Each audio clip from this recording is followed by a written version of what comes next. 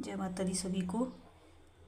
अब हम बौद्ध शिक्षा के उद्देश्यों के बारे में पढ़ेंगे। आज बौद्ध शिक्षा के संशोधित व्यवहारिक उद्देश्य समय बीतने के साथ साथ बदलती परिस्थितियों को ध्यान में रखते हुए बौद्ध दर्शन में परिवर्तन किए गए। परिवर्तित व्यवहारिक उद्देश्य जिनकी बौद्ध लोग शिक्षा के लिए घोषणा करते हैं और सिफारिश करते हैं निम्नलिखित है।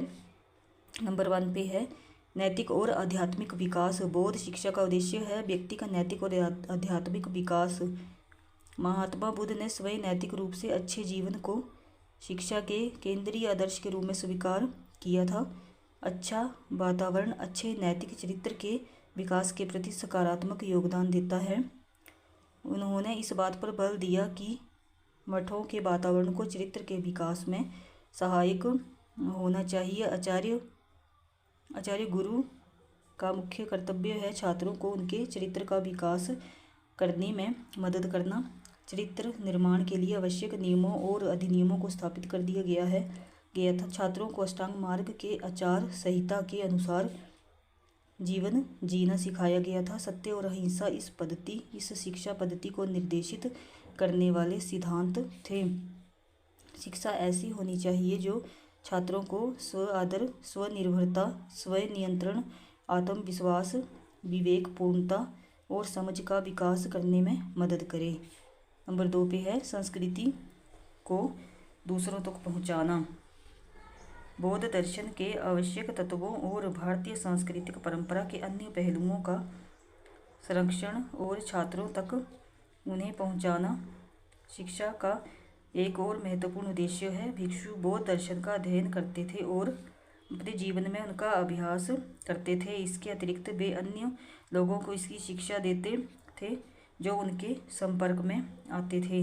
इस प्रकार सांस्कृतिक परंपरा का संरक्षण किया जाता है। नेक्स्ट है पूर्ण व्यक्तित्व का विकास।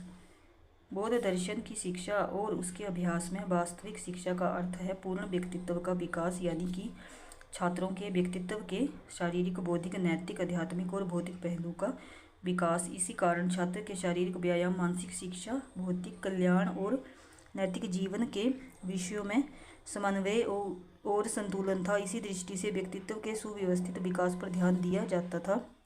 इसका पाठ्यक्रम है। शिक्षा 2 चरणों में विभाजित थी। प्राथमिक शिक्षा, इसका लक्ष्य था शिक्षण, पढ़ाई लिखाई और गणित। बौद्ध सिद्धांतों के अनुसार आदर्श जीवन पर बहुत बल दिया जाता था। जातक कथाएं सूचित करती हैं कि बौद्ध युग के दौरान प्राथमिक शिक्षा ने सांसारिक भौतिकवादी शिक्षा का रूप ले लिया था। भाहान ने भी सामान्य शिक्षा की एक पद्धति के अस्तित्व का उल्लेख किया था। 6 वर्ष की उम्र के बच्चों को प्राथमिक स्तर की शिक्षा में दाखिला दिया जाता था। नेक्स्ट है उच्च शिक्षा।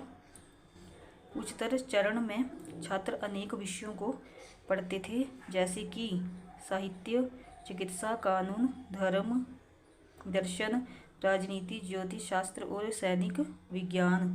डॉक्टर अल्तेकर अपना विचार बताते हैं कि अपने मठों में उच्च स्तर की शिक्षा द्वारा बौद्धों ने भारत की अंतर्राष्ट्रीय प्रतिष्ठा को काफ़ी ऊंचा उठा दिया, क्योंकि कोरिया, तिब्बत, जावा और अन्य दूरस्थ देशों से छात्र उनकी ओर आकर्षित हुए।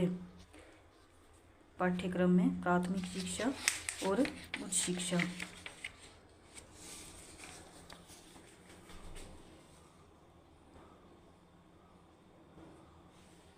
नेक्स्ट है पाठ्यक्रम के दृष्टिकोण से बुद्ध धर्म का मुख्य विषय दुखों के कारणों की खोज और उनके उन्मूलन के प्रयासों द्वारा अंत में निर्वाण की प्राप्ति तक सीमित था। इस प्रकार बौद्ध शिक्षा का सार मुख्य रूप से दार्शनिक, धार्मिक और आध्यात्मिक था। यह धर्म से पूरी तरह परिपूर्ण था।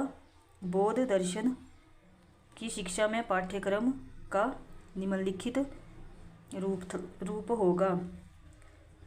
ये मैं आगे का नेक्स्ट वीडियो में करवाऊंगी, क्योंकि वीडियो जो है ज़्यादा लंबी हो जाएगी। तो ये नेक्स्ट जो बचे हैं अभी, ये मैं नेक्स्ट वीडियो में करवाऊंगी। आगे है हमारी शिक्षण की विधियाँ। अभी ये पाठ्यक्रम का भाग बच गया है। ठीक है, धन्यवाद।